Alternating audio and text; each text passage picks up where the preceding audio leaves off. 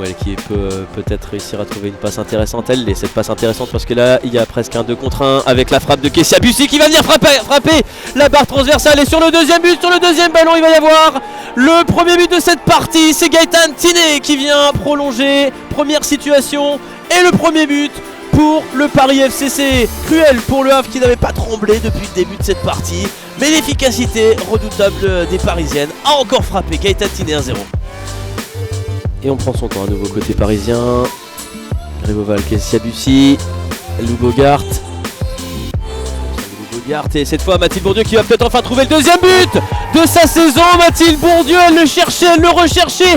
Elle a fini par le trouver. 80e minute, la numéro 9 qui va se faire du bien. Mathilde Bourdieu qui permet au PFC de...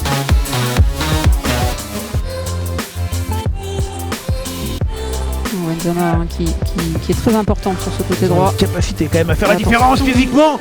Les joueuses, là il va y avoir une action énorme avec le but de Maïté Boukli. Boukli qui avait déjà pris la frappe tout à l'heure, lourde, qui avait terminé sur la barre et qui vient là conclure une action. On ne peut pas dire que c'est pas mérité pour les Rémoises. Laurie qui sincèrement se mettent dans de très bonnes situations depuis le début de la rencontre. Éviter de jouer à deux, elles ne la prennent pas. Ouais, c'est bien tiré, le ballon, le but. Oh non, c'était sauvé sur la ligne. Que veut dire madame l'arbitre? Et elle accorde le but. Elle accorde le but sur cette tête piquée, le poteau rentrant.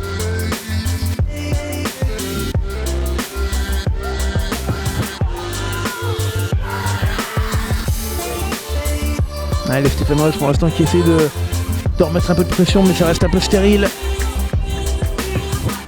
Qui se découvre aussi un peu par la même occasion. Et forcément. Avec Lucie Calba qui se sent très bien. Et ben voilà, le troisième but. Et là, ça commence à sentir un peu le roussi pour les Stéphanoises. Il me semble que c'est Sangaré qui marque un doublé. Sangaré sur une très jolie passe de Lucie Calba qui a eu le temps de faire un bon choix.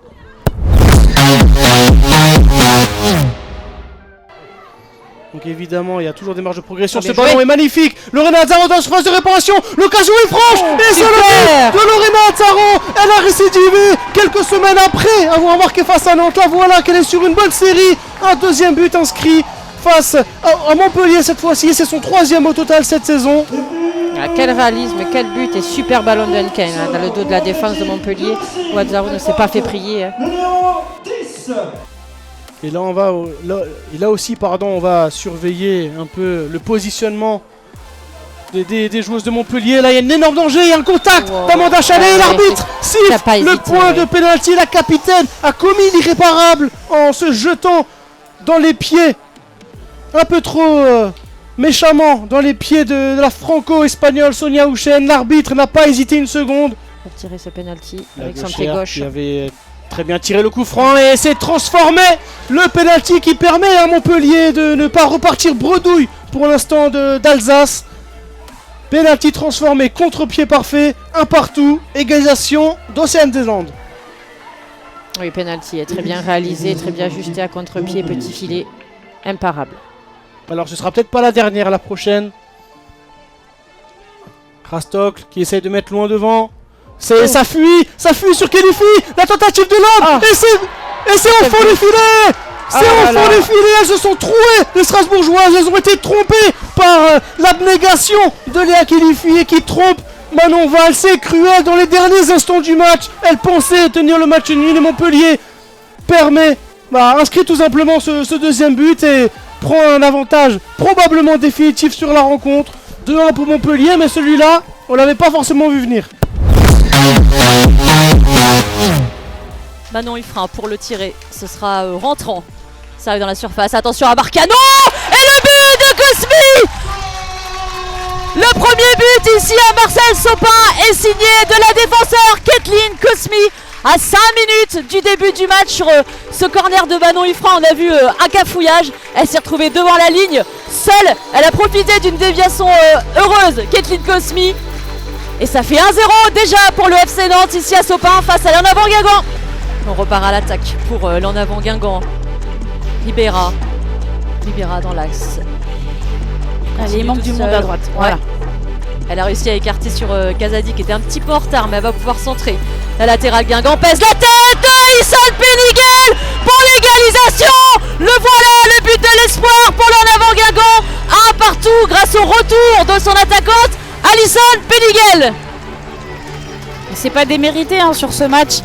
Là, on voit le bon centre de Grace Kazadi. Puis on avait Ribera et Peniguel à la tombée du ballon. Ça laisse de la place aux deux équipes pour faire la différence sur cette fin de match. Et pourquoi pas là avec Fleury et Juliette Mossard dans la surface de réparation. Et c'est le but pour Juliette Mossard, la jeune nantaise, qui fête sa prolongation de la meilleure des manières en inscrivant le but de 2-1 pour le FC Nantes. Ça sent bon pour les Nantaises et pour cette première victoire à domicile. Une belle réalisation de Juliette Mossard. On va revoir cette action. C'est Louise Fleury qui lui délivre un très bon ballon sur son contrôle. Elle s'emmène vers l'avant. Derrière, elle ouvre bien son pied pour ajuster Maria Morgan Sieber, pardon.